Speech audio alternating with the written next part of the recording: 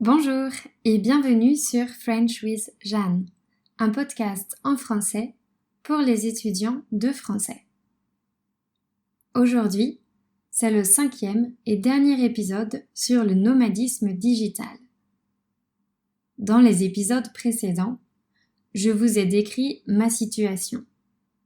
Je vous ai présenté les points forts et je vous ai raconté quelques expériences inoubliables. Maintenant, je vais évoquer le côté moins amusant de ce style de vie singulier. Allons-y.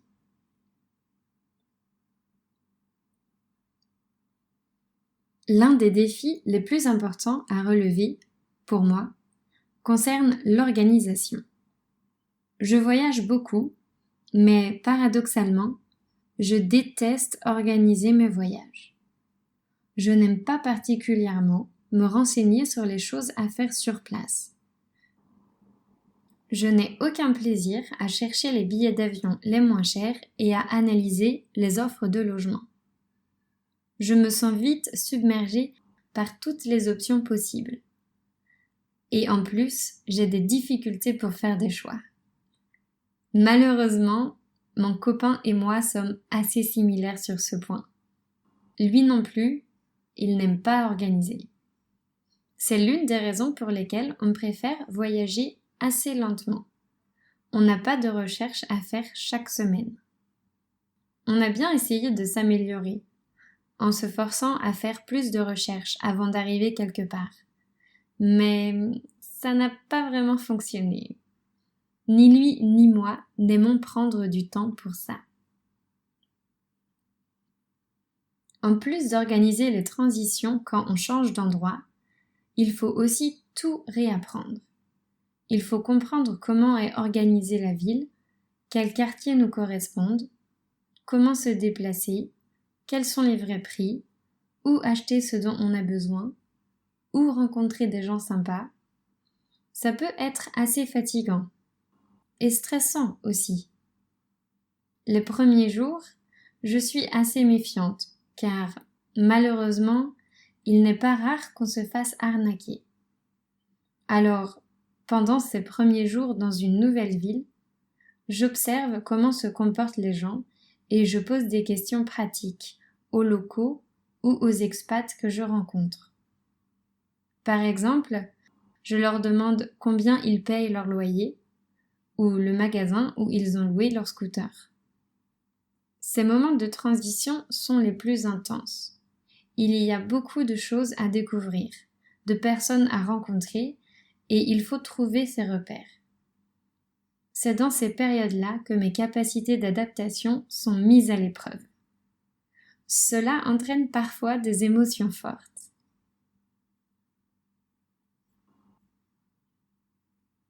Et en parlant d'émotions, c'est un autre challenge pour moi. Mieux gérer mes émotions est quelque chose que j'essaye de faire chaque jour. Vivre à l'étranger peut être difficile. On ne comprend pas toujours comment les choses fonctionnent. Et c'est frustrant. Il n'est pas rare que des locaux profitent de votre ignorance pour vous escroquer, et ça aussi, c'est énervant. Parfois, on veut simplement commander à manger, mais on ne comprend rien car le menu n'a pas d'image et les serveurs ne parlent pas anglais. D'ailleurs, très régulièrement, je ne reçois pas le plat que j'ai commandé. De temps en temps, on voit qu'il se passe quelque chose de pas normal, mais on ne parvient pas à comprendre quoi. Et personne n'est là pour nous expliquer. Ça peut vite être stressant. On peut aussi avoir l'impression que quelqu'un se moque de nous, parce qu'on voit une personne nous regarder et rire. Il ne faut pas laisser ce type de pensée évoluer. Dans le meilleur des cas, la personne est simplement en train de rire pour n'importe quelle raison. Dans le pire des cas, la personne se moque effectivement de nous, et ce n'est pas la fin du monde. On peut donc facilement ressentir des émotions négatives. Et dans ces cas-là, il faut pouvoir réagir sans se laisser dominer par elle. C'est une chose sur laquelle j'aime travailler. Je crois que je m'améliore. Je suis de plus en plus capable de mettre de la distance entre mes émotions et moi, de relativiser, de changer de perspective. Par exemple, quand quelqu'un insiste pour me vendre quelque chose, je me dis que dans sa situation, je ferais peut-être pareil. Et que cette personne ne tire sans doute pas plus de plaisir que moi de la situation. Et puis, j'essaye d'accorder moins d'importance au comportement négatif de certains vendeurs ou chauffeurs de taxi. Certaines personnes font semblant d'être gentilles pour que vous ayez recours à leur service. Et dès que vous déclinez, les sourires disparaissent. D'autres vous prennent pour un idiot et essayent de vous vendre des choses 5 fois plus chères. Moi qui déteste marchander, je trouve ces situations très désagréables.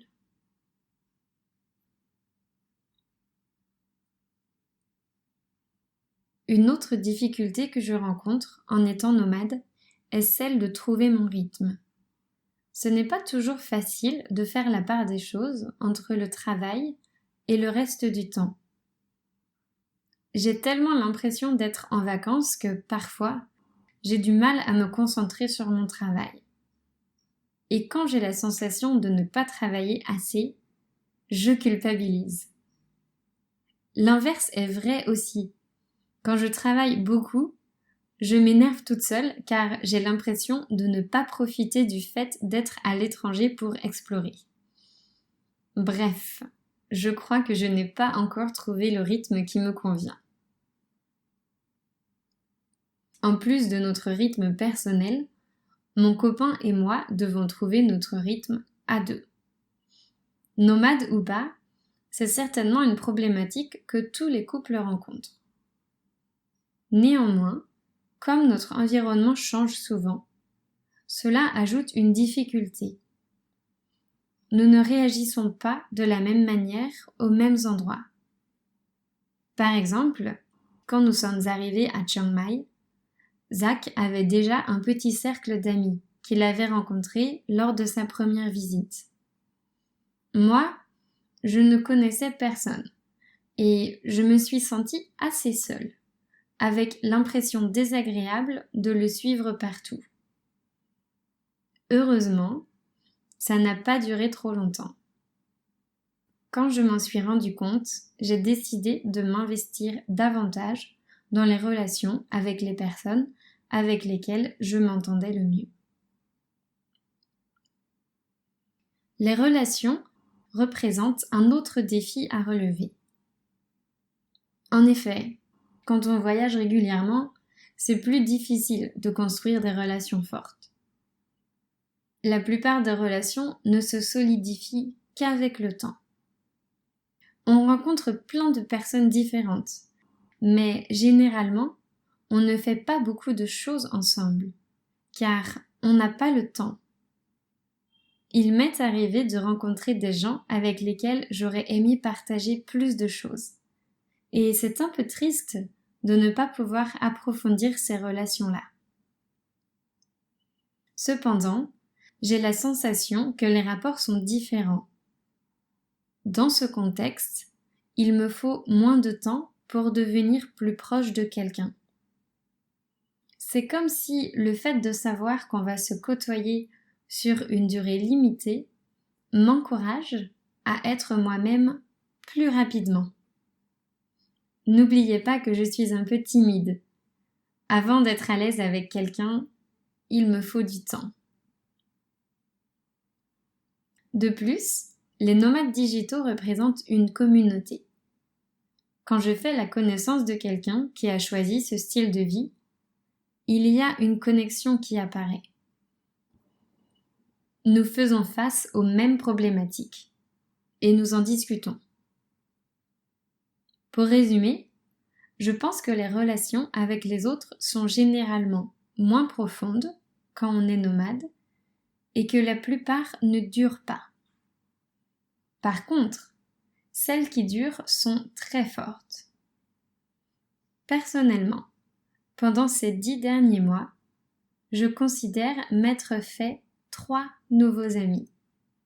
Ce sont des personnes avec lesquelles j'ai beaucoup échangé sur des sujets personnels et avec lesquelles je suis en contact régulier, encore aujourd'hui.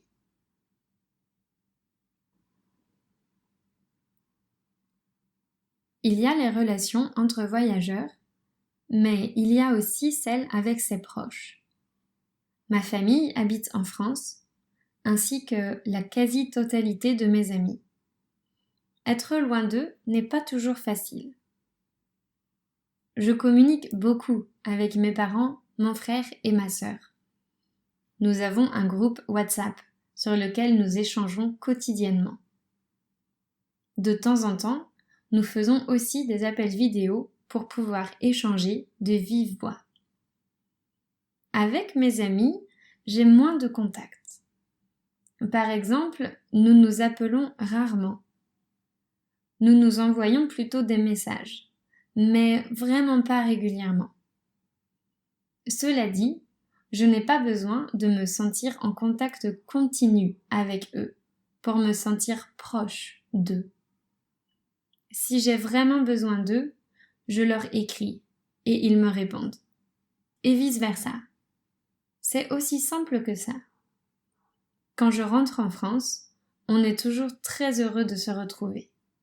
La complicité revient très rapidement, car je connais mes amis depuis l'enfance ou l'adolescence. Pour moi, c'est toujours intéressant de voir ce qui a changé depuis mon départ. C'est comme si je les regardais évoluer de l'extérieur. Bien sûr, il y a un décalage entre eux et moi, car nos vies sont très différentes. Je ne peux pas participer aux conversations sur l'achat des maisons. Je n'ai aucune idée de comment rénover une pièce ou encore à quelle banque s'adresser pour avoir un prêt immobilier. Je ne m'identifie pas non plus à leur vie quotidienne. Je ne me souviens pas du dernier week-end entre amis.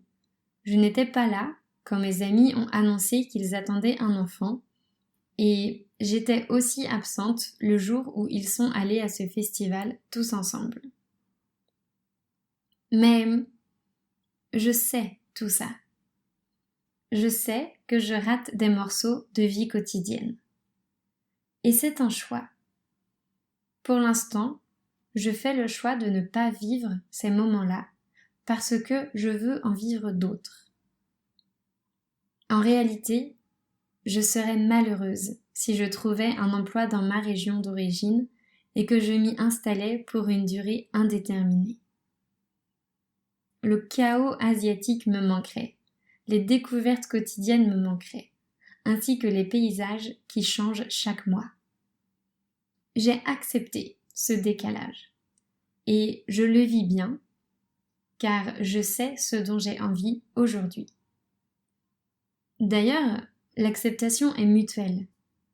Mes amis et ma famille ont aussi compris mes choix de vie et ils les respectent. J'ai de la chance d'avoir une famille et des amis très ouverts d'esprit. Mes parents ne me mettent pas la pression. Ils ne me demandent pas de rentrer dans le moule, comme on dit en français. Mes amis s'intéressent à ce que je fais et ils sont même venus me voir quand j'habitais aux Philippines. Bref, je sais qu'à la maison, il y a tout ce groupe de personnes formidables sur lesquelles je peux compter. Il y a bien une chose qui me manque un peu dans mon style de vie actuel. C'est un espace à moi. Nous louons des appartements très convenables. Mais ils sont souvent impersonnels. Il y a toujours quelque chose qui nous manque. Des volets aux fenêtres pour dormir dans le noir, une lampe de chevet pour le soir, une chaise confortable pour travailler. Parfois, je rêve d'un appartement que je pourrais décorer comme je le souhaite, où je pourrais accrocher des photos au mur et choisir moi-même mes meubles. Aussi, c'est souvent impossible de recevoir des amis là où nous habitons. C'est soit trop petit, soit interdit. Et ça, c'est dommage. J'aimerais bien pouvoir inviter qui je veux, quand je veux. Cela dit, cette situation est très utile pour cerner nos besoins. Je me dis souvent, quand j'aurai un appartement, je ferai attention à ça. Et puis, c'est bon pour l'inspiration aussi. Je ne compte pas le nombre d'endroits où j'ai dormi depuis notre départ. Mais je me souviens des pires logements comme des meilleurs. Par exemple, on a loué une chambre avec un lit très inconfortable. Ça, c'est vraiment à éviter.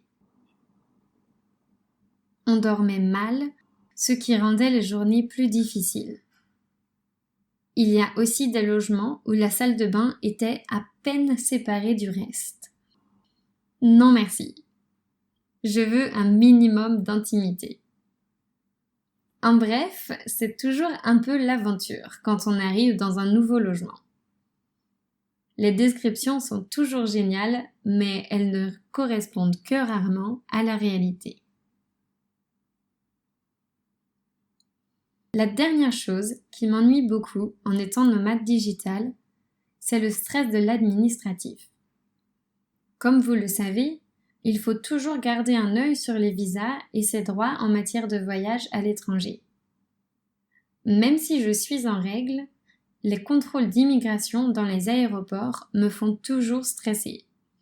J'ai toujours peur qu'on me questionne sur ma vie. En effet, il n'y a pas encore de structure légale pour les nomades digitaux. Dans les faits, nous n'avons pas de résidence. Or, une résidence, c'est souvent ce qui détermine le système dont vous faites partie. Ce n'est pas légal de travailler dans un pays alors que vous avez un visa touriste. Mais quand ce travail n'implique pas de contrat sur place, alors comment faire ? Il s'agit d'une zone grise. Je suis absolument certaine que des règles vont apparaître car nous sommes de plus en plus nombreux dans ce cas. J'espère juste qu'elles nous laisseront assez de liberté pour continuer à vivre de cette manière. Et voilà, ma série sur le nomadisme digital s'arrête aujourd'hui. J'espère qu'elle vous a plu. Et je tiens à préciser que j'ai présenté ce style de vie à partir de mon expérience. Un autre nomade le présenterait sans doute différemment. Je vous rappelle que vous pouvez accéder à tous les textes de la série 4 gratuitement. Pour cela, allez sur mon site web dans la section Podcast.